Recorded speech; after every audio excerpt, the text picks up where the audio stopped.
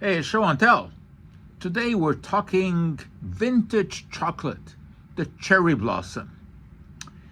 It was originally made by the Lowney's Company that was started by Walter Lowney in Boston, but at that time the cherry blossom was not yet manufactured.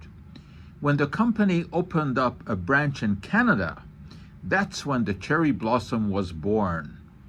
And what an interesting concoction it was. Dates back to the 1890s.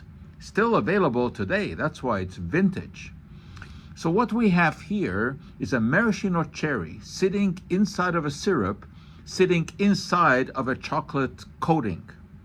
How do they manufacture this? That's a mystery. Well, science can solve that mystery.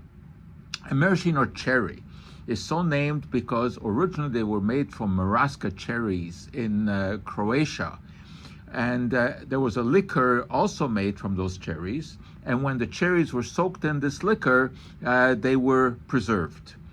Today, any kind of cherry can be used, and they usually are preserved just in an alcohol sugar solution. So anyway, you have this maraschino cherry. It is surrounded at first by a paste made of sugar, and then this is dipped into chocolate. And it is that paste that eventually becomes a liquid. How so? Because an enzyme is added to that paste called invertase. Invertase breaks sugar, which is sucrose.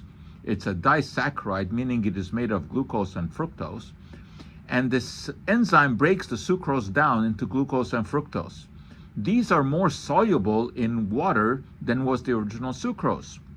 So while there was not enough moisture to dissolve all of the sucrose, there is now enough moisture to dissolve the fructose and the glucose, and therefore what we have is this syrupy, thick syrup that surrounds the maraschino cherry.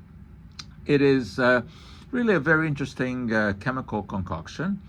And it is still manufactured today in a facility in Montreal.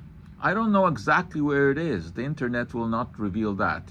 But you can still buy these cherry blossoms in Canada, and you can even get them on Amazon. And the next time you bite into one, you can kind of enjoy the science behind it, and that it is all made possible by this enzyme invertase that breaks sucrose down into glucose and fructose, which collectively are more soluble than the original sucrose.